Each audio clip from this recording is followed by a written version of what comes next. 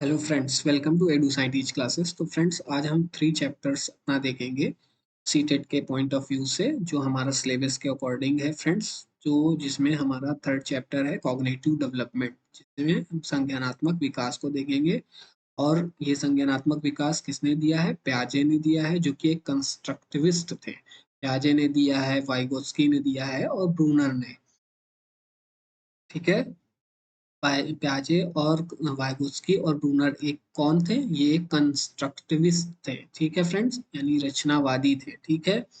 अब आइए देख लेते हैं कॉग्निटिव डेवलपमेंट में प्याजे ने क्या कहा है। तो संज्ञानात्मक विकास से तात्पर्य बच्चों के सीखने और सूचनाओं को संसाधित करने के तरीके से है। इसमें ध्यान, धारणा, भाषा, सोच, स्मृति और तर्क में सुधार शामिल है। ठीक है फ्रेंड्स। प्याजे के संज्ञानात्मक विकास सिद्धांत के अनुसार हमारे विचार और तर्क अनुकूलन का हिस्सा है। ठीक है। संज्ञानात्मक विकास चरणों के एक निश्चित क्रम का अनुसरण करता है। किसका करता है? एक निश्चित क्रम का अनुसरण करता है। यानी कि हम किसी भी स्टेज को हम मिस नहीं कर सकते हैं। यानी कि स्टेप बाय स्टेप, यानी कि चरणबद्ध चरण, जो निश्चित क्रम है प्याजे के अनुसार संज्ञानात्मक विकास का, वो उसका अनुसरण करते हुए ही आगे बढ़ता है। ठीक है। प्याजे ने संज्ञानात्मक विकास के 4 प्रमुख चरणों का वर्णन किया है। कौन कौन सा 4 प्रमुख चरण है फ्रेंड्स? तो उसको देख लेते हैं। पहला है सेंसरी मोटर स्टेज, जिसे हम बर्थ से 2 इयर्स तक मानते हैं। इसका ईयर आपको याद रखना फ्रेंड, क्योंकि इस ईयर कभी कभी ईयर दे देगा तो आपको पूछ लेगा ये किस स्टेज में आता है कॉग्निटिव डेवलपमेंट में, तो आपको बताना पड़ेगा आंसर में सेंसरी मोटर स्टेज। या तो खाली सेंसरी मोटर स्टेज लिख देगा और उसका एज पूछ लेगा, तो आपको एज भी बकायदा याद होनी चाहिए कि बर्थ से 2 इयर्स को हम सेंसरी मोटर स्टेज में रखते हैं, जिसे हम संवेदी गामक चरण कहते हैं। ठीक है फ्रेंड, जो कि जन्म से 2 वर्ष तक होता है।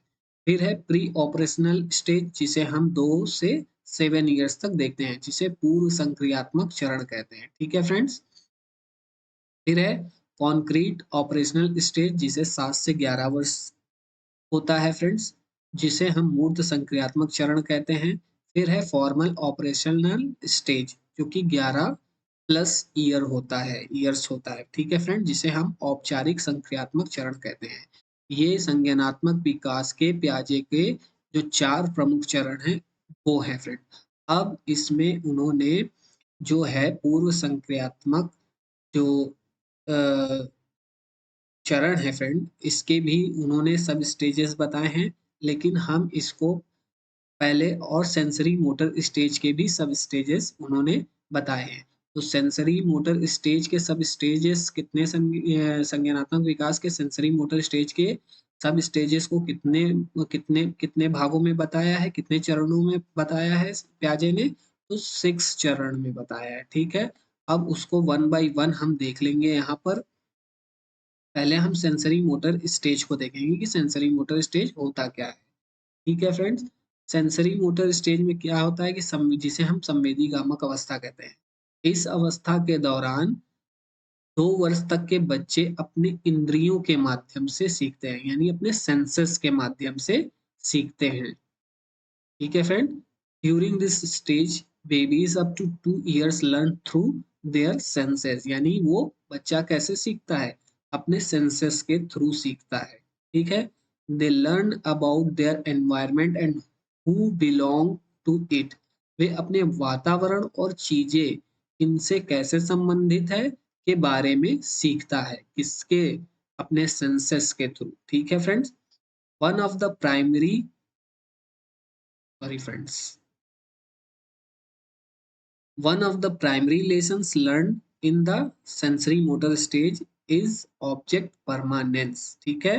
Object permanence is the concept that things do not vanish from existing in there they are no longer. ठीक है फ्रेंड्स। तो इसको अभी हम क्लियरली डिफाइन करेंगे। पहले यहाँ पर समझ लीजिए कि ऑब्जेक्ट परमानेंस क्या होगा, वो मैं अभी बताऊंगा फ्रेंड आपको।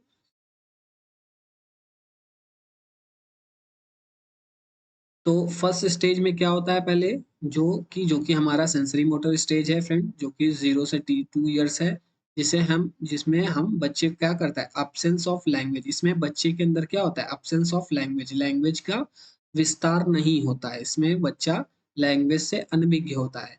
फिर involving senses and motor activity, जिसमें हम रिफ्लेक्सेस, यानी कि इसमें क्या करता है बच्चा, इन्वॉल्व होता है किससे, इन्वॉल्विंग सेंसेस के द्वारा इन्वॉल्व होता है, मोटर एक्टिविटी करता है। रिफ्लेक्सेस जो जो कि एक सब सेंसरी मोटर का सब स्टेज है, जो कि पहला सब स्टेज है रिफ्लेक्सेस, जिसमें क्या होता है बच्चा सकिंग करता है, आंखों को ब्लिंक करता है। ठीक है, इसको अभी हम लोग और डिटेल में देखेंगे फ्रेंड। ऑब्जेक्ट परमानेंस बच्चे के अंदर आ जाता है, गोल डायरेक्टेड एक्शन करता है बच्चा। ठीक है, अब यहाँ पर देखते हैं क्या होता है कि संवेदी गमक अवस्था में सीखे गए प्राथमिक ज्ञानों में से एक वस्तु स्थिरता है। वस्तु स्थिरता वह संकल्पना है कि यदि वस्तु समतल दृष्टि में मौजूद नहीं है, ठीक है, वो भी वे उस स्थिति में लुप्त नहीं होता है। ठीक है फ्रेंड, ये तो हो गया है हमारा मतलब बुकिश लैंग्वेज है, इसको मैं अभी बाद में और क्लियरिफाई करूंगा आपको कि, और जिसमें कि हमारा क्या होगा, वही चीज बताया गया है कि इसमें ऑब्जेक्ट परमानेंस, गोल डायरेक्ट एक्शन, ये सब है फ्रेंड, उसी को बताया गया है यहाँ हिंदी में। लेकिन मैं आपको और अच्छे तरीके से भी बताऊंगा कि ऑब्जेक्ट परमानेंस में क्या होता है, गोल डायरेक्ट एक्शन क्या होता है। ठीक है, ये टर्म है फ्रेंड्स एक प्रकार की। फिर देखते हैं, इस अवस्था को 6 अलग अलग उप अवस्थाओं में विभाजित किया है। किसको, 6 अलग अलग उप अवस्थाओं में, जिसको हम सब स्टेजेस बोलते हैं फ्रेंड, को विभाजित किया है प्याजे ने। सेंसरी मोटर स्टेज को सब स्टेजेस में विभाजित किया है, किसने, जीन प्याजे ने। ठीक है, तो वो देख लेते हैं हम।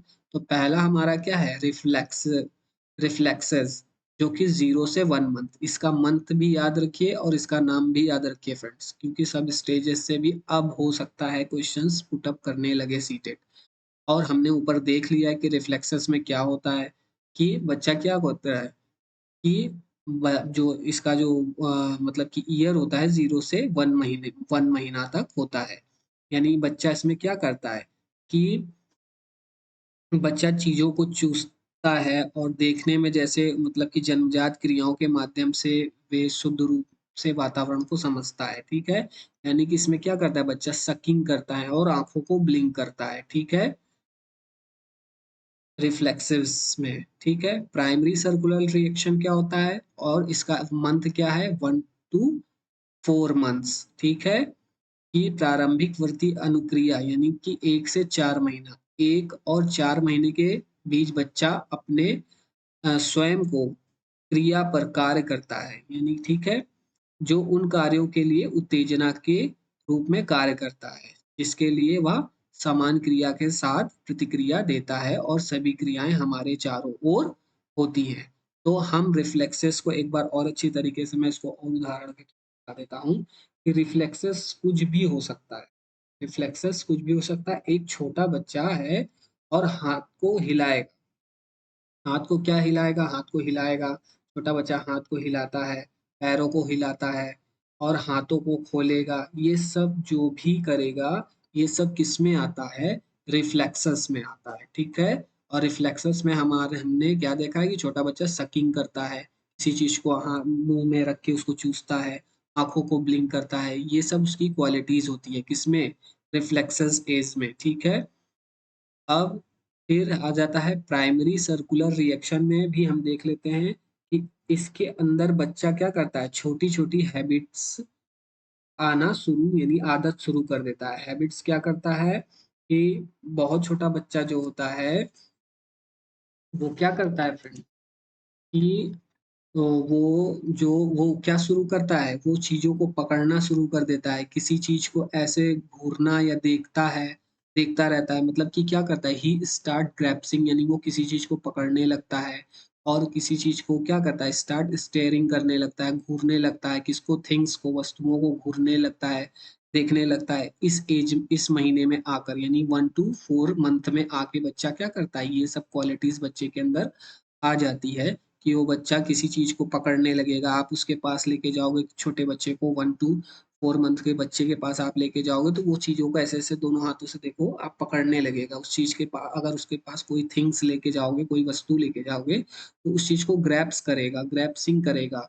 और क्या करेगा, अगर उसके आँख के या चेहरे के पास आप ऊपर ले जाके किसी वस्तु को घुमाओगे तो या रखोगे उसके सामने, तो वो स्टेयर करेगा, स्टेयरिंग करेगा, मतलब उस वस्तु को देखेगा, घूरेगा। तो इस तरह की क्वालिटीज किसमें आ जाती है, प्राइमरी सर्कुलर रिएक्शन में आ जाता है। ठीक है। अब आ जाते हैं फ्रेंड्स, सेकेंडरी सर्कुलर रिएक्शन क्या होता है कि the child become more focused on the world and begins to intentionally repeat an action to trigger a response in the environment, जिसे हम गौण वृत्तीय अनुक्रिया भी कहते हैं। ये जो कि एज है 4 to 8 मंथ। ठीक है। बच्चा दुनिया पर अधिक केंद्रित हो जाता है, मतलब इस सब स्टेज में, और वातावरण में प्रतिक्रिया का पता लगाने के लिए एक क्रिया को जानबूझकर दोहराना शुरू कर देता है। क्या करता है, दोहराना शुरू कर देता है। यानी कि इसी में बच्चे के अंदर क्या आ जाता है, ऑब्जेक्ट परमानेंस आ जाता है। यानी ये सेकंड स्टेज की, मतलब कि हमारी जो सेकेंडरी स्टेज आ जा जब होती है, यानी कि जब बच्चे में सेकेंडरी स्टेज आ जाती है, यानी कि सेंसरी मोटर की, जब 4 to 8 मंथ्स का बच्चा होता है जिसको हम सेकेंडरी सर्कुलर रिएक्शन बोलते हैं, इसी में क्या होता है, बच्चे के अंदर जो ऑब्जेक्ट परमानेंस भी आ जाता है। और एक क्वेश्चंस इससे 2018 में आपका ये क्वेश्चंस पूछा भी था फ्रेंड्स कि ऑब्जेक्ट परमानेंस क्या होता है। जब बच्चा अपनी फोकसिंग ऑब्जेक्ट्स की तरफ शुरू कर देता है, उसको लगता है कि ऑब्जेक्ट्स क्या है, लिविंग है। अब देखिए फ्रेंड, जो वहां पर ऑब्जेक्ट परमानेंस और गोल डायरेक्शन का जो कॉन्सेप्ट था, मैं यहाँ पर आपको क्लियर कर रहा हूँ, आप थोड़ा समझिएगा आप लोग कि ऑब्जेक्ट्स, जो ऑब्जेक्ट परमानेंस होता है, उसमें बच्चे को क्या लगता है कि जो ऑब्जेक्ट्स है वो लिविंग है, यानी जीवित है। उसे ये लगता है कि ऑब्जेक्ट परमानेंस जो है वो, मतलब कोई भी ऑब्जेक्ट्स वो जीवित है। और वो टॉयज की जो मतलब खिलौने होते हैं, अगर उसमें से कोई ध्वनि मतलब कि निकलती है तो उस ध्वनि यानी साउंड को वो महसूस करने लगता है इस महीने में आकर। यानी सेंसरी मोटर के सेकेंडरी सर्कुलर रिएक्शन मंथ में जब बच्चा आता है, यानी 4 to 8 मंथ का जब बच्चा होता है, तो उसके अंदर ऑब्जेक्ट परमानेंस आने लगता है। ठीक है।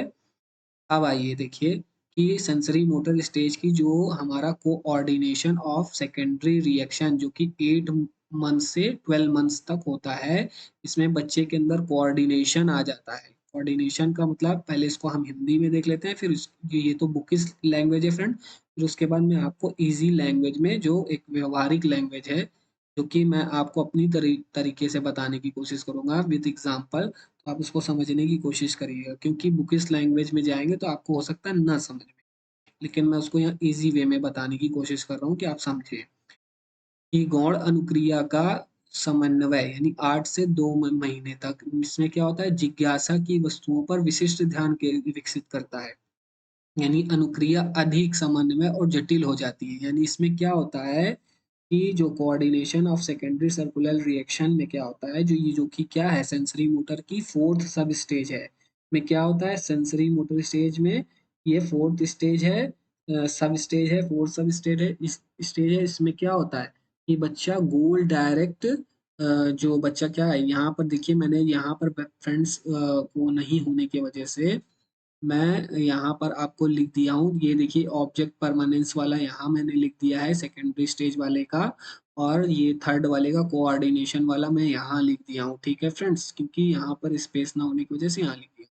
तो इसमें क्या हो जाता है, कोऑर्डिनेशन ऑफ सेकेंडरी रिएक्शन में क्या होता है, बच्चा गोल डायरेक्ट डायरेक्शन करने लगता है, यानी कोऑर्डिनेशन करने लगता है। कोऑर्डिनेशन का मतलब क्या होता है, between hand to hand and eye का वो कोऑर्डिनेशन करने लगता है, हैंड और आई में कोऑर्डिनेशन बनाने लगता है। ठीक है फ्रेंड्स। और गोल डायरेक्ट डायरेक्शन का मतलब क्या होता है इसमें, मतलब कि गोल डायरेक्ट डायरेक्शन करने लगता है, यानी कि उसको क्या होता है कि अगर जहाँ ऑब्जेक्ट पड़ा है, मतलब कि बच्चे को वहीं जाना है, मतलब वो ठीक मतलब कि क्या करता है कि मतलब कि कोई भी जो ऑब्जेक्ट है वो मतलब कि जो कोई भी ऑब्जेक्ट अगर पड़ा है, वो डायरेक्ट डायरेक्शन कैसे होता है कि जहाँ ऑब्जेक्ट पड़ा है ना, बच्चे को वहीं पर जाना है, ठीक है। और वो क्या करने लगता है, कोऑर्डिनेशन शुरू कर देता है किसमें, बिटवीन हैंड एंड आई में, ठीक है। मतलब चीज यहाँ पड़ी है तो बच्चा पकड़ना शुरू कर देता है। मतलब चीज अगर कोई चीज पड़ी है तो उसको बच्चा क्या करने लगता है कि उसको पकड़ने लगता है, ठीक है। उसको मतलब कि कोऑर्डिनेशन ऑफ सेकेंडरी रिएक्शन में क्या होता है कि अगर कोई चीज पड़ी है तो उसको बच्चा क्या करने पकड़ने लगता है, और किससे पकड़ने लगता है और क्या करने लगता है, हैंड और आई में कोऑर्डिनेशन यानी बनाने लगता है, ठीक है। तो इस स्टेज में ये होता है, ठीक है। इसी को हम गोल डायरेक्शन, इस स्टेज में डेवलपमेंट होने लगता है बच्चे के अंदर। और क्या करना है, और क्या डेवलपमेंट होने लगता है, और उसके अंदर कोऑर्डिनेशन आने लगता है। कोऑर्डिनेशन क्या आने लगता है कि बिटवीन हैंड और आई में कोऑर्डिनेशन करना सीख जाता है बच्चा इस सब स्टेज में, फोर्थ सब स्टेज में, सेंसरी मोटर के, ठीक है। अब आइए चौ जो पांचवा है, टर्टरी सर्कुलर रिएक्शन, जिसे हम टर्टरी सर्कुलर रिएक्शन कहते हैं, जो कि तृतीय वृत्तीय अनुक्रिया है, जो कि 12 मंथ से 24 मंथ तक होती है। इसमें क्या होता है, बच्चे के साथ इस उपावस्था के दौरान प्रयास और त्रुटि के प्रयोग की अवधि शुरू हो जाती है। यानी इसमें बच्चा क्या करता है, मतलब कि इसमें प्रयास और त्रुटि का प्रयोग करना शुरू कर देता है बच्चा इस एज में, ठीक है। इसके अंदर एक्सप्लोर आ जाता है, एक्सप्लोर करने लगता है बच्चा, बच्चे के अंदर क्रिएटिविटी आ जाती है, ठीक है। बच्चा बच्चा किसी चीज को खोजना शुरू कर देता है। तो उसके अंदर क्या होता है, खोजने का सेंस से मतलब है कि अगर इस एज में बच्चे को, यानी 12 से 24 मंथ का अगर बच्चा है, अगर उसको कोई प्लास्टिक या कोई भी बाजार का खिलौना आप ला के दोगे, तो उसको वो क्या करेगा, तोड़ के देखने लगेगा, के अंदर खोजबीन करना शुरू कर देगा कि ये कैसे है, कैसे है। उसके अंदर की और मतलब कि अ, उसको मतलब कि खोजबीन शुरू कर देगा, उसको देखेगा कि ये कैसे बना है कैसे नहीं, मतलब उसके अंदर खोजबीन करने की प्रवृत्ति उत्पन्न हो जाती है इस एज में, ठीक है फ्रेंड। अब आइए देखते हैं कि जो हमारा छठवां सब स्टेज है सेंसरी मोटर स्टेज का, जिसको हम मेंटल रिप्रेजेंटेशन और सिंबॉलिक थॉट बोलते हैं, जिसे हम अर्ली रिप्रेजेंटेशनल थॉट भी बोलते हैं, और और मेंटली रिप्रेजेंटेशनल या सिंबॉलिक थॉट भी बोलते हैं। इसमें क्या होता है कि प्रारंभिक प्रतिनिधात्मक सोच, यानी कि बच, इस इसमें क्या होता है, बच्चे अंतिम संवेदी पेशी है उप अवस्था में दुनिया में घटनाओं या वस्तुओं को दर्शाने के लिए प्रतीकों को विकसित करना शुरू कर देते हैं। ये तो फ्रेंड बुकिश लैंग्वेज हो गई। अब इसको मैं अपने तरीके से बताता हूँ कि इसमें क्या होता है कि बच्चा होता है, अगर इसमें कि बच्चे के सामने क्या क्या होता है कि माइंड में बच्चा अज्यूम करने लगता है, क्या करने लगता है अज्यूम में, जैसे कोई इमेजिनेशन बनाने लगता है। अगर उसके सामने मैंने किसी चीज का नाम लिया, जैसे कि मैंने मतलब कि कोई भी जैसे कि हमने कोई भी बच्चे के सामने अगर बॉल यानी गेंद बोला, तो बच्चा उस गेंद की इमेजिनेशन इमिडिएटली तुरंत इमेज बनाने लगेगा। तो इस एज में बच्चे के अंदर इमेजिनेशन बनना स्टार्ट हो जाती है। बच्चा क्या करेगा, अज्यूम करने लगता है, मतलब वह माइंड में बच्चा अज्यूम करने लगता है। मतलब अगर उसको मैं बॉल बोलूंगा, या उसके माइंड में तुरंत इमिडिएटली बॉल की इमेज बनने लग जाती है। बॉल की कोई मतलब कई बार बच्चे के अंदर क्या होता है कि सोफे के नीचे बॉल को फेंकते हैं, और जब बॉल सोफे के नीचे फेंकते हैं, तो उसको ये पता हो जाता है कि बॉल दूसरी तरफ से दूसरी जगह आकर निकलेगी। मतलब उसको ये पता रहेगा, अगर हम उस बच्चे को बॉल अगर उसके सामने हम फेंकेंगे सोफे के नीचे, तो उस सोफे के दूसरी तरफ बॉल निकलेगी, उसको ये चीज पता हो जाएगी, यानी दूसरी जगह से बाहर बॉल आएगी, उसको ये पता हो जाएगा। मतलब बच्चे के माइंड में चीजों को लेकर क्या हो जाता है, इमेजिनेशन ऑब्जेक्ट्स को बनने लगती है। इस चीज को हम क्या कहते हैं, मेंटल रिप्रेजेंटेशन सिंबॉलिक थॉट कहते हैं, ठीक है।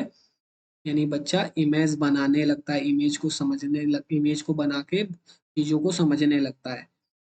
अब आइए और सिंबॉलिक थॉट का डिफिनेशन जान लीजिए फ्रेंड, क्या होता है कि व्हेन द चाइल्ड और infant try to imagine the things in their mind which can not see. ठीक है, ये तो सिंबॉलिक थॉट का डिफिनेशन हो गया। ठीक है, अब आइए कि सेंसरी मोटर स्टेज में क्या होता है कि बच्चे में क्या क्या कैरेक्टरिस्टिक देखने को मिलता है कि बच्चा ऑब्जेक्ट परमानेंस के अंदर आने लगता है, बच्चे के अंदर गोल डायरेक्शन आ जाता है, बच्चा सेंसेस के थ्रू सीखने लगता है। तो ये हो गया सेंसरी मोटर स्टेज की क्वालिटीज है। और उस क्वालिटीज के अंदर सब स्टेजेस जो मैंने बताई है, 6 सब स्टेजेस है, तो उस सब स्टेजेस में वन बाय वन कौन कौन सी क्वालिटीज कहाँ कहाँ पर आती है ये ये भी मैंने बता दिया है। ठीक है,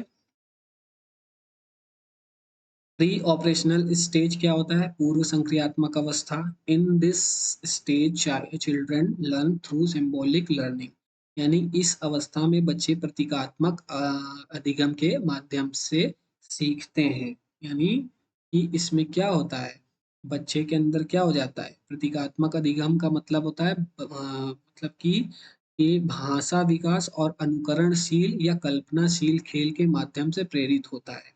एक बच्चा निर्जीव वस्तु को मानवीय विशेषता दे सकता है। ठीक है, यानी सेकंड स्टेज में क्या हो जाता है फ्रेंड कि सिंबल्स, जेस्चर्स, लैंग्वेज, ये सब बच्चे के अंदर क्या आने लगता है, वो समझने लगता है और डेवलपमेंट होने लगता है उसके अंदर। बच्चा ईगोसेंट्रिज्म हो जाता है, इलॉजिकल रहता है बच्चा। ठीक है, इरिवर्सिबल थिंकिंग कर मतलब कि बच्चा इसमें क्या करने लगता है, इरिवर्सिबल थिंकिंग करता है।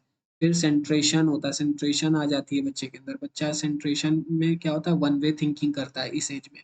बच्चे के अंदर एनिमिज्म आ जाता है, यानी कि नॉन लिविंग को लिविंग बना देता है बच्चा, यानी कॉज और इफेक्ट को बच्चा नहीं समझ पाता इमेज में, इस एज में। ठीक है, इस एज में प्री ऑपरेशनल स्टेज में बच्चा सिंबल्स के द्वारा, जेस्चर्स के द्वारा, लैंग्वेज के द्वारा ये चीज जानने लगता है। बच्चा ईगोसेंट्रिज्म होता है, यानी इलॉजिकल होता है बच्चा इसमें, ईगोसेंट्रिज्म होता है बच्चा, इरिवर्सिबल थिंकिंग बच्चे के अंदर हो मतलब कि कर नहीं पाता इसमें। फिर सेंट्रिज्म होता है बच्चे के अंदर, सेंट्रिज्म मतलब वन वे थिंकिंग करता है बच्चा। एनिमिज्म रहता है बच्चे के अंदर, बच्चा एनिमिज्म में क्या करता है कि नॉन लिविंग को लिविंग बना देता है, यानी कोई भी अजीवित चीज को, मतलब कि मान लो नॉन लिविंग में मतलब कोई भी खिलौनों को अगर वो देखे, उससे खेलेगा तो उसको वो समझेगा कि ये जीवित है। ठीक है, कॉज एंड इफेक्ट में अंतर नहीं कर पाएगा बच्चा। सिंबॉलिक थॉट इसमें बच्चे में बनता है, इमेज बनने लगता है। ठीक है, यानी बच्चे के अंदर सिंबॉलिक थॉट आ जाता है, जो कि यहाँ पर हमने बताया कि सिंबल से, जेस्चर से, लैंग्वेज के थ्रू बच्चा यहाँ सीखने लगता है। लेकिन बच्चे के अंदर इगोसेंट्रिज्म आ जाता है, इलॉजिकल होता है बच्चा इसमें, इस एज में इलॉजिकल होता है, इरिवर्सिबल थिंकिंग करता है, सेंट्रिज्म होता है, वन वे थिंकिंग करता है, एनिमिज्म होता है बच्चे के अंदर, नॉन लिविंग थिंग को लिविंग समझता है इस एज में। कॉज एंड इफेक्ट को बच्चा इसमें अंतर नहीं कर पाता है, यानी कि अगर अगर उसको इस एज में कहा जाए कि उसको ये लगता है कि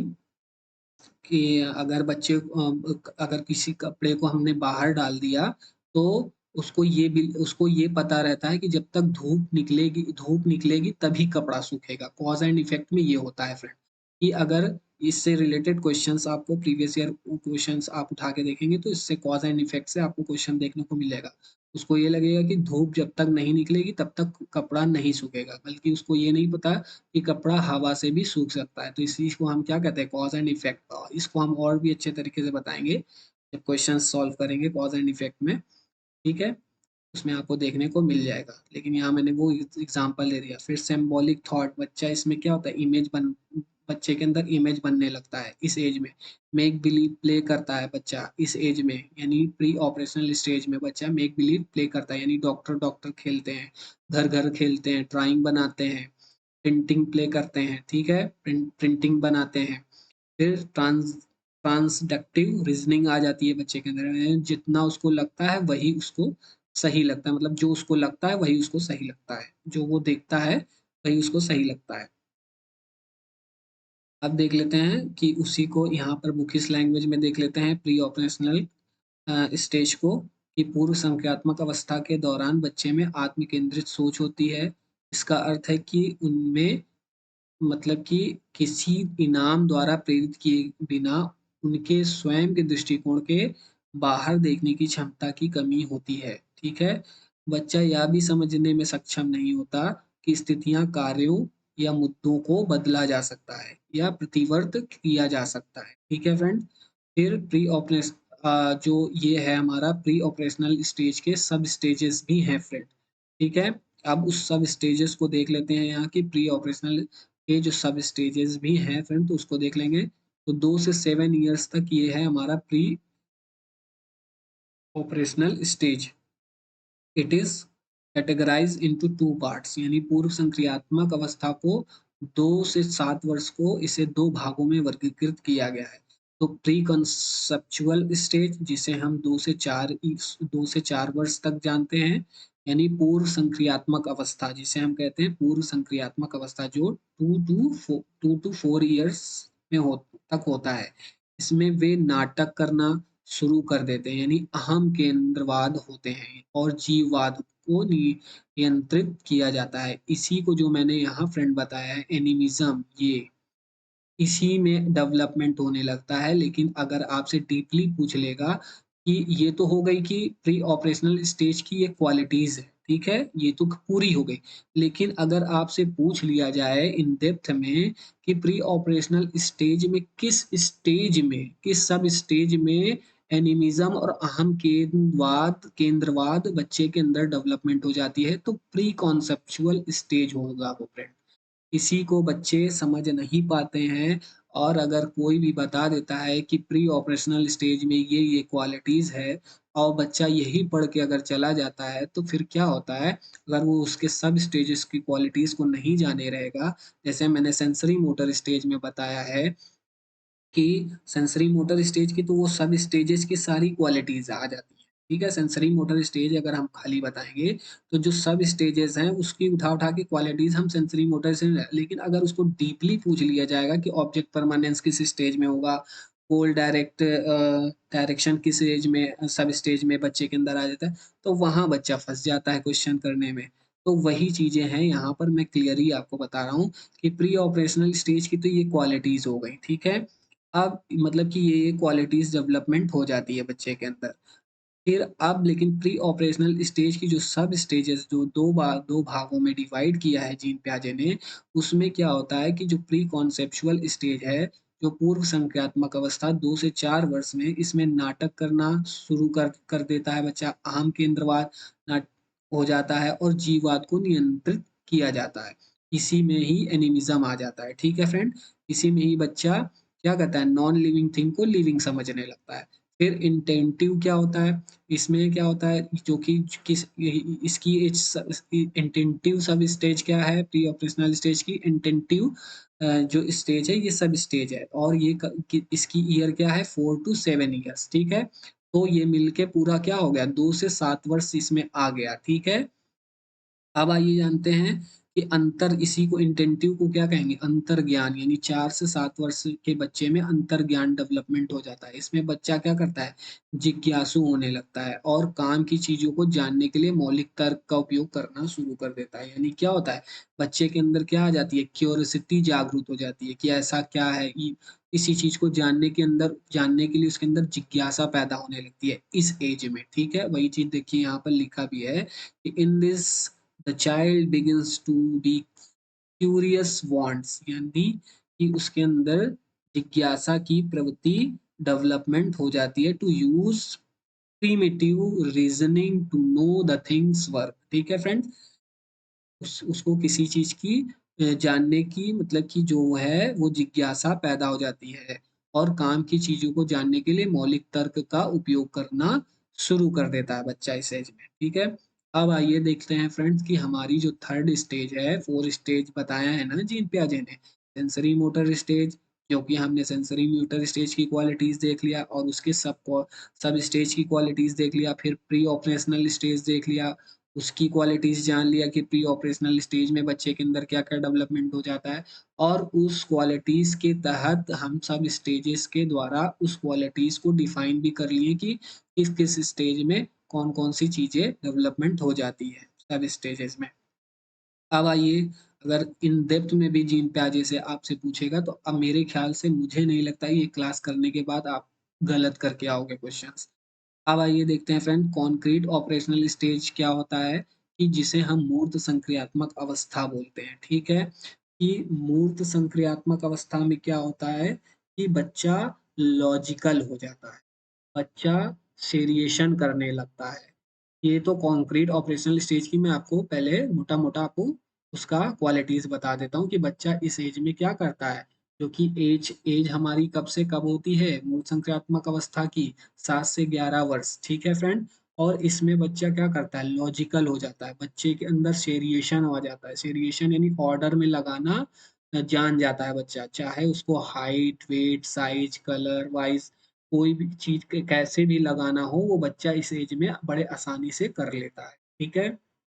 इस एज में, ठीक है? अब आइए इसको हम और अच्छे तरीके से बुकिश लैंग्वेज में भी क्लेरिफ़ाई कर देते हैं। ये तो मैंने मोटा-मोटा आपको कॉन्क्रीट ऑपरेशनल स्टेज के बारे में बता दिया, कि इसमें क्या-क्या होने लगता है बच्चे के साथ। इस अवस्था में बच्चा तर्क और मूर्त कौशल विकसित करना शुरू कर देता है। यानी कि बच्चा इसमें क्या करता है मूर्त तर्क कौशल विकसित कर लेता है। यानी कि in this stage a child has begun to develop logic and concrete reasoning skills यानी डेवलप क्या हो जाता है उसके अंदर लॉजिक डेवलप हो जाता है और कॉन्क्रीट रीजनिंग स्किल डेवलपमेंट्स हो जाती है बच्चे के अंदर। फिर मूल संख्यात्मक अवस्था में बच्चे मात्रा निर्धारित करने और व्यवस्थित करने में सक्षम होते हैं। यानी किसी चीज़ की क्या कर लेता है बच्चा मात्रा निर्धारित कर लेता है और उसको किसी भी चीज़ को क्रम वाइज़ व्यवस्थित कर सकता है। ठीक है बच्चा? जो कि मैंने अभी ऊपर आपको मोटा-मोटा जब बताया क्वालिटीज़ तो उसमें था, ठीक है? फिर आइए देखते हैं कि उनकी आत्म केंद्रित सोच कम हो जाती है। इस एज में द कॉन्क्रीट ऑपरेशनल स्टेज में क्या होता है? बच्चा देयर इगोसेंट्रिक थिंकिंग डायमेंशंस हो जाता है। यानी कि उनकी क्या होता है? आत्म केंद्रित सोच कम हो जाती है। वे दूसरे व्यक्ति के दृष्टिकोण को समझने में सक्षम होते हैं। यानी कि दूसरे के दृष्टिकोण को समझना शुरू कर देते हैं और प्री ऑपरेशनल स्टेज में बच्चा क्या होता है कि अपनी ही चीज़ को मनवाता है, अपनी ही रट लगाए रहता है, उसमें वो किसी दूसरे की दृष्टिकोण को समझना नहीं जानता। वो अगर वो किसी चीज़ की जिद ठान लेता है प्री ऑपरेशनल स्टेज में, ये क्वालिटीज़ है फ्रेंड, बता रहा हूँ मैं प्री ऑपरेशनल उससे कंपेयर कर रहा हूँ मैं आपको। कि उसमें अगर बच्चा अगर किसी चीज़ की जिद ठान लिया, अगर अपनी बात मनवाने पे अड़ गया, तो उस स्टेज में बच्चा जब रहेगा प्री ऑपरेशनल स्टेज में, तो बच्चा अपनी बात हर हाल में मनवा के रहेगा। उसको ये नहीं फ़र्क पड़ेगा आपके सोच-विचार या दृष्टिकोण से उसको कोई लेना-देना नहीं रहेगा। उसको कोई फ़र्क नहीं पड़ेगा, उसको कोई असर नहीं पड़ेगा। वो अपनी बात मनवाना है, तो उसको वो मनवा के रहेगा। उस स्टेज में। इसमें क्या हो जाता है बच्चे के अंदर आत्म केंद्रित सोच कम हो जाती है मतलब इगोसेंट्रिक जो थिंकिंग है वो कम हो जाती है। इगोसेंट्रिक थिंकिंग कम हो जाती है और वे दूसरे के दृष्टिकोण को समझने में सक्षम होने लगता है। यानी कि दूसरे के विचारों को वो समझने लगता है, उसकी भावनाओं को समझने लगता है धीरे-धीरे करके। तो इसमें ये डेवलपमेंट हो जाती है, ठीक है? फिर क्या है मूल संक्रियात्मक अवस्था में बच्चे संबंधपरक शब्दों को समझने और उनसे संबंधित होने में सक्षम होते हैं, ठीक है? जैसे समय, आकार, स्थान और दूरी जैसे संबंधपरक शब्द इस अवस्था में अधिक आसानी से समझे जाते हैं और अवधारणा बनाते हैं, यानी कॉन्सेप्ट डेवलपमेंट कर लेते हैं बच्चे, ठीक है? फिर है ट्रांज़िटिव सकारात्मक, इसमें क्या होता है कि इसमें विकसित होने वाली महत्वपूर्ण प्रक्रियाओं में से एक सकर्मकता है, जो एक क्रम में विभिन्न चीज़ों के बीच संबंधों को पहचानने की क्षमता को संदर्भित करती है। ठीक है फ्रेंड? कि इसमें बच्चा क्या होता है, इसमें बच्चे के अंदर कंज़र्वेशन का आ जाता है, कंज़र्वेशन आ जाता है, जिसे हम संरक्षण का नियम कहते हैं। यानी कि उसके अंदर ये डेवलपमेंट हो जाता है फ्रेंड कि वो मतलब कि उसके अंदर ये हो जाता है कि किसी चीज़ में अंतर करना वो सीख जाता है, कंज़र्वेशन करना सीख जाता है। उसके अंदर मतलब किसी चीज़ के बारे में उसको मतलब कि कंज़र्वेशन का मतलब यहाँ पर फ्रेंड है कि संरक्षण का जो नियम है इस एज में बच्चे के अंदर आ जाता है कि जैसे कि 2 वीकर हैं, ठीक है फ्रेंड? 2 वीकर है, एक में पानी इतना या लिक्विड इतना भरा हुआ है, ठीक है? और एक लंबा वीकर है, ठीक है फ्रेंड? और उसमें पानी यहाँ तक भरा हुआ है या लिक्विड भरा हुआ है, और दोनों में जो प्रॉपर्टीज है सेम है, ठीक है? प्रॉपर्टीज सेम है, लेकिन उसका आउटवर्ड अपीयरेंस चेंज होने को वो बच्चा समझने लगता है कि प्रॉपर्टीज सेम है, लेकिन उसका खाली आउटवर्ड अपीयरेंस बदला हुआ है। इस एज में बच्चा इस कंजर्वेशन का जो संरक्षण का जो नियम है वो बहुत आसानी से समझ जाता है बच्चा।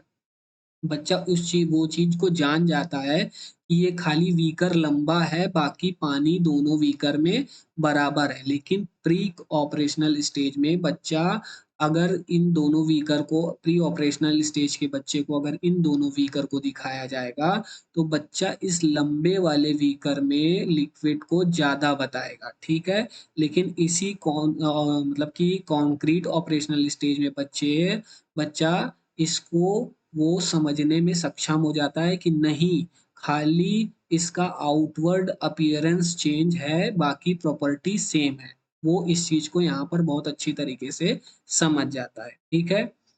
अब आइए देखते हैं कि सेरिएशन करना यानी कि क्रमबद्ध करना, किसी चीज को सेरिएशन करना, जैसा कि मैंने अभी ऊपर जब मोटा मोटा आपको क्वालिटीज बताया था तो वो ये है, यहाँ पर भी है फ्रेंड, की क्रमबद्ध यानी या किसी भी विशेषता जैसे आकार, रंग और प्रकार के हाइट, साइज इसके अनुसार वस्तुओं या स्थितियों को क्रमबद्ध करने में की क्षमता आ जाती है बच्चे के अंदर। उदाहरण के लिए बच्चा मिश्रित सब्जियों को अपनी थाली को देख देख सकेगा और अंकुरित चीजों को छोड़कर सब कुछ खा सकेगा, ठीक है? वही चीज कंजर्वेशन का नियम यहाँ पर क्या है फ्रेंड, कंजर्वेशन का जो क्वालिटीज मैंने अभी ऊपर बताया ना फ्रेंड, वही चीज देखिए यहाँ भी डिफाइन किया गया है, वही कंजर्वेशन संरक्षण का नियम जो है, ठीक है? अब आइए फॉर्मल ऑपरेशनल स्टेज क्या है फ्रेंड, कि इसमें क्या होता है कि अमूर्त संक्रियात्मक अवस्था पियाजे के विकास के सिद्धांत की अंतिम अवस्था है। इस अवस्था में बच्चे अमूर्त सोच का प्रयोग करने की क्षमता को विकसित कर लेते हैं, यानी अमूर्त सोच की जो अमूर्त यानी कि abstract थिंकिंग करना बच्चा स्टार्ट कर देता है इसमें। वे निष्कर्ष निकालने के लिए विभिन्न दृष्टिकोणों, विचारों और धारणाओं पर विचार करने में सक्षम होने लगते हैं, ठीक है?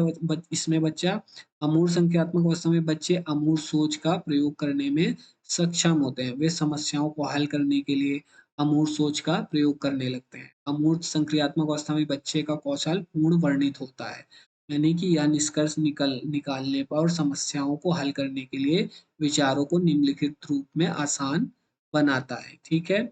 इसमें बच्चा डिडक्टिव लॉजिकल हो जाता है, यानी निगमनात्मक तर्क करने लगता है। बच्चा हाइपोथेटिकल सिचुएशंस यानी परिकल्पित स्थितियों को जानने लगता है। यानी पियाजे के पेंडुलम की समस्या ने किशोरों में काल्पनिक निगमनात्मक तर्क का चरित्र किया। जानकारी के संगठन के माध्यम से समस्या समाधान यानी problem solving through the organisation of information, यानी बच्चा इसमें प्रॉब्लम सॉल्विंग करने लगता है। ड्राइंग कंक्लूजन फ्रॉम इंफॉर्मेशन यानी सूचना, विचार और राय से निष्कर्ष निकालना बच्चा इस एज में जान जाता है, किसमें, फॉर्मल ऑपरेशनल स्टेज में। फिर the ability to create information opinions यानी सूचित राय बनाने की क्षमता भी बच्चे के अंदर डेवलपमेंट हो जाती है। अब आइए थोड़ा थोड़ा मोटा मोटा स्टेज में, जैसे मैंने ऊपर भी क्वालिटीज बताई है उसको एक सरसरी निगाह में यहाँ भी देख लेते हैं। The 4 stage of cognitive development, संज्ञानात्मक विकास की 4 अवस्थाएं हैं जो कि सेंसरी मोटर में 0 से 2 इयर्स संवेदी पेशी है। इसको हम एज अ रिवीजन के तौर पे यहाँ देख लेते हैं, जो हमने ऊपर पढ़ा है उसको।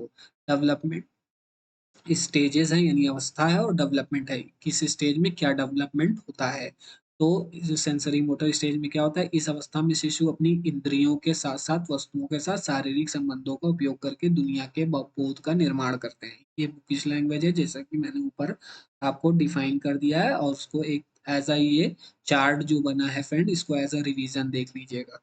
फिर इसमें क्या होता है, वस्तु स्थायित्व का विकास इस चरण में चरण की सबसे महत्वपूर्ण उपलब्धियों में से एक है, जिसको हम ऑब्जेक्ट परमानेंस बोलते हैं। ऑब्जेक्ट परमानेंस मैंने आपको क्लियर ऊपर डिफाइन भी किया है। अब यहाँ मैं डिफाइन नहीं करूंगा, तो नहीं तो वीडियो बहुत ज़्यादा लंबी हो जाएगी। इसको सिर्फ एज अ रिवीजन चार्ट के थ्रू पे आप देख लीजिए। प्री ऑपरेशनल स्टेज क्या है? 2 से 7 ईयर्स, यानी 2 से 7 ईयर्स। इसमें क्या होता है? बच्चा struggles with the idea of सेंट्रेशन and reversibility, यानी बच्चे में स्मृति, जिज्ञासा और कल्पना का विकास होता है। ठीक है, बच्चा ये रिवर्सिबल थिंकिंग करना स्टार्ट कर देता है। बच्चे के अंदर कल्पना यानी इमेजिनेशन डेवलपमेंट होने लगती है, जिज्ञासा बच्चे के अंदर आ जाती है, स्मृति यानी इमेज बनने लगती है बच्चे के अंदर। ठीक है, वे चीजों को प्रतीकात्मक रूप से समझने में सक्षम हो जाते हैं, सिंबल्स के थ्रू, सिंबॉलिकली वो किसी चीज को समझने लगता है। घर घर खेलता है, चाय पार्टी करना, ये अपने आप में बच्चे इस तरह की खेल खेलना शुरू कर देते हैं। फिर इसमें क्या है? सोचने में अहंकारित होती है, यानी इगोसेंट्रिक होता है, जिसमें बच्चा इसमें इस एज में यानी प्री ऑपरेशनल स्टेज में इगोसेंट्रिक हो जाता है बच्चा, और दूसरे के दृष्टिकोण पर विचार नहीं करता। यानी कि जैसे इगोसेंट्रिक में मैंने आपको बताया कि इसमें बच्चा अपनी बात को मनवाता है। वो उसको किसी की बात से लेना देना कोई फर्क नहीं पड़ता, किसी के दृष्टिकोण से कोई लेना देना नहीं है। वो उसको वो चीज चाहिए तो चाहिए, उस चीज पे अगर वो किसी चीज को पाने के लिए अड़ गया तो उस चीज को उसको चाहिए। वो चाहे जैसे भी उस चीज को मनवा के अपने पेरेंट्स से ले लेगा, या उस चीज को अगर वो ठान लिया तो वो लेके रहेगा। उसको रोना स्टार्ट कर दिया इस एज में बच्चा, तो फिर उसको आप चुप नहीं करा सकते। ठीक है, फिर कॉन्क्रीट ऑपरेशनल स्टेज क्या है? 7 to 11 ईयर्स। इसमें क्या होता है कि अपने स्वयं के विचारों और दूसरों के विचारों के बीच में अंतर करने की क्षमता आ जाती है बच्चे के अंदर। ठीक है, यानी बच्चा दूसरे के दृष्टिकोण को समझने लगता है। अगर इस एज में हम बच्चे को किसी चीज के लिए मना कर देंगे तो वो रोएगा नहीं, उस चीज को समझेगा, और रोएगा नहीं, वो अपनी इमोशंस को बाहर नहीं करेगा। जैसे कि ऊपर हमने देखा है कि प्री ऑपरेशनल स्टेज में अगर बच्चे को हम वहां पर कह देंगे नहीं, तो वो तुरंत जिद पे अड़ जाएगा और उस चीज को लेके रहेगा। लेकिन यहाँ बच्चा उस चीज को समझेगा, आपके दृष्टिकोण को समझेगा। ठीक है, कहने का सेंस वही है यहाँ पर। ठीक है, फिर इसमें क्या होता है? वस्तुओं को उनकी संख्या, द्रव्यमान आदि के आधार पर वर्गीकृत कर सकते हैं। यानी कि बच्चा इसके अंदर क्या आ जाता है कि उसके अंदर क्या है? उनकी संख्या मतलब सीरिएशन करना सीख जाता है, क्लासिफिकेशन करना बच्चा इस एज में सीख जाता है। ठीक है, फिर ability to thinking logically about object and events, यानी वस्तुओं और घटनाओं के बारे में तार्किक रूप से सोचने की क्षमता बच्चे के अंदर डेवलपमेंट हो जाती है। फिर फॉर्मल ऑपरेशनल स्टेज की क्या है? 11 ईयर्स से टू ओल्डर, यानी कि 11 से अब। ठीक है फ्रेंड, इसमें क्या होता है? बच्चे के अंदर अब्स्ट्रैक्ट एंड साइंटिफिक थिंकिंग, अमूर्त और वैज्ञानिक चिंतन डेवलपमेंट हो जाती है। यह सबसे महत्वपूर्ण अवस्था है जहां मानसिक क्षमताओं को अधिकतम स्तर तक विकसित किया जा सकता है। ठीक है, इसमें ability to think abstractly, metacognition and problem solving, यानी बच्चा इसमें प्रॉब्लम सॉल्विंग करने लगता है, और अब्स्ट्रैक्ट थिंकिंग डेवलपमेंट हो जाती है बच्चे के अंदर। और मेटाकॉग्निशन मैंने आपको पुरानी मेरी प्लेलिस्ट में आप सीटेड में जाइए, जहाँ पर मैंने टर्म्स की वीडियो बनाई हुई है फ्रेंड, उसमें आपको मेटाकॉग्निशन बताया है, लेकिन आप सारी टर्म्स को कर लीजिएगा। लेकिन फिर भी मैं यहाँ पर आपको हल्का फुल्का हिंट दे देता हूँ कि मेटाकॉग्निशन होता क्या है। नहीं तो आपको अगर टर्म्स को पढ़ना है तो उस प्लेलिस्ट में जाइएगा, टर्म्स की वीडियो वहाँ पर लिखा है, थंबनेल बना हुआ है, तो उसमें टर्म्स आप सारी कर लीजिए। तो जैसे इस तरह की जो भी आपको इगोसेंट्रिक या ऑब्जेक्ट परमानेंस, मेटाकॉग्निशन, इस तरह के जो टर्म्स हैं ये आपको वहाँ पर मिल जाएगा। लेकिन मैं यहाँ पर आपको बता देता हूँ मेटाकॉग्निशन होता क्या है। मेटाकॉग्निशन में क्या होता है कि थिंकिंग, यानी किसी चीज को मैं सोच रहा हूँ, लेकिन उस सोच किसी चीज को मैं सोच रहा हूँ, और उस सोचने को भी मैं ये सोचूं कि मैं ये चीज सोच रहा हूँ, उसी को हम मेटाकॉग्निशन कहते हैं। मतलब अगर किसी चीज को मैं सोच रहा हूँ और ये भी उस सोचने को सोच उसमें भी मैं जान रहा हूँ कि इस चीज को मैं सोच रहा हूँ, उसी को ही हम मेटाकॉग्निशन कहते हैं। ठीक है फ्रेंड, बाकी मैं और अच्छे से मेटाकॉग्निशन आपको टर्म्स में बताया हूँ, टर्म्स वाली वीडियो में, आप वहां पर समझ लीजिए। ठीक है, लेकिन यहाँ पर इसकी क्वालिटीज आप जान लीजिए कि फॉर्मल ऑपरेशनल स्टेज में बच्चे के अंदर थिंकिंग अब्स्ट्रैक्टली आ जाती है, बच्चा अब्स्ट्रैक्ट थिंकिंग करने लगता है, मेटाकॉग्निशन डेवलपमेंट हो जाता है, और प्रॉब्लम सॉल्विंग करने लगता है, जिसमें अमूर्त रूप से सोचने, बहुसंज्ञान और समस्याओं का समाधान करने की क्षमता बच्चे के अंदर डेवलपमेंट हो जाती है। अब आइए जान लेते हैं कि फ्रेंड कि जीन पियाजे ने हमें मतलब कि स्कीमा और ऑर्गेनाइजेशन, अडेप्टेशन, इक्विलिब्रेशन और डिसइक्विलिब्रेशन के बारे में बताया है। कि आप जान लेते हैं कि स्कीमा क्या होता है। जिसमें क्या होता है, स्कीमा क्या होता है कि ही understand the view of the world, यानी कि हम यह जानते हैं कि संसार को देखने का जो हमारा जो हम तरीका है, यानी कि mental patterns, operations and system, the way child understand the world, यानी कि बायोलॉजिकली इनहेरिटेड, यानी थ्रू मदर, यानी कि अगर हमारे अंदर किसी भी स्कीमा का डेवलपमेंट होता है, चाहे हमारी मदर के थ्रू या हमारे पेरेंट्स के थ्रू, कोई भी स्कीमा जो डेवलपमेंट होती है, जो स्कीमा हम जानकारी आती है, उसी को हम स्कीमा कहते हैं। यानी कि हमारे अगर किसी अगर मान लीजिए जैसे कि हमने बोल दिया कि बेटा कि ये डॉग है, तो ये हमारी स्कीमा है, यानी कि हमने अपने बच्चे को वो इसके स्कीमा में ये चीज़ डाला, यानी कि उसके बारे में जानकारी दिया कि ये डॉग है, तो वो उसका स्कीमा बन गया। ठीक है फ्रेंड? तो वही चीज़ है यहाँ पर बताने का मतलब है कि हमारा द्वारा यानी mental patterns, operations and system, the way child understand the world, यानी कि जो तरीका है चाइल्ड का अंडरस्टैंड करने का वर्ल्ड को, संसार का, उसी को हम स्कीमा कहते हैं। अब वो चाहे वर्ल्ड को समझने में चाहे हमारे थ्रू मदर के द्वारा हम किसी चीज़ को समझें या हमारा स्कीमा बने, या किसी और भी हमारे बड़े बुजुर्ग के द्वारा, ठीक है? तो उसी को हम स्कीमा कहते हैं। अब आइए इसको जानते हैं ऑर्गेनाइजेशन क्या होता है। ऑर्गेनाइजेशन क्या होता है? Process of forming and using, यानी process of forming and using, organisation का मतलब ये होता है, ठीक है? प्रोसेस होता है किसका? फॉर्मिंग एंड यूजिंग का, उसको कैसे यूज करें और फॉर्मिंग करें, ठीक है? अब schema in order to organise their thinking, यानी अपने व्यवहार को ऑर्गेनाइज कर कर सकें। जिस चीज को हम अपने व्यवहार को अगर ऑर्गेनाइज कर देते हैं, यानी स्कीमा के थ्रू अपने व्यवहार को हम ऑर्गेनाइज करते हैं, उसी को ही हम ऑर्गेनाइजेशन कहते हैं। अब आइए इसमें देखते हैं फ्रेंड्स कि एडेप्टेशन क्या होता है। एडेप्टेशन क्या होता है? एडजस्टिंग इन द एनवायरनमेंट, यानी कि हम अपने स्कीमा के द्वारा व्यवहार में जो ऑर्गेनाइजेशन करके एडेप्टेशन के थ्रू एडजस्ट करते हैं इन द एनवायरनमेंट में, अपने वातावरण में, उसी को हम अडेप्टेशन कहते हैं। ठीक है फ्रेंड? अब अडेप्टेशन के दो पार्ट्स हैं जिन पे अजय ने बताया है, जिसे हम असेमिलेशन कहते हैं, जिसमें और एक है हमारा एकोमोडेशन, एक है हमारा असिमिलेशन और एक है अकोमोडेशन, यानी जो अडेप्टेशन के सब डिवीजन है, एक असिमिलेशन और दूसरा एकोमोडेशन।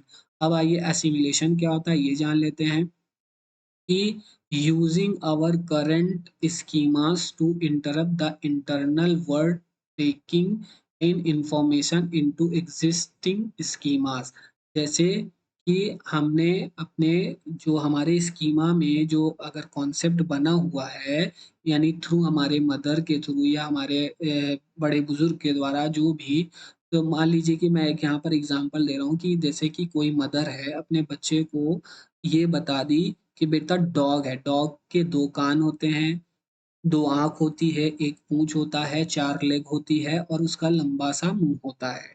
और डॉग जो होते हैं वो हमें स्ट्रीट में भी देखने को मिल जाते हैं, गली-मोहल्ले में भी देखने को मिल जाते हैं और डॉग को हम घर में भी पालते-पोसते हैं। डॉग हमारा वफ़ादार जानवर है, इसको हम घर में पालते हैं।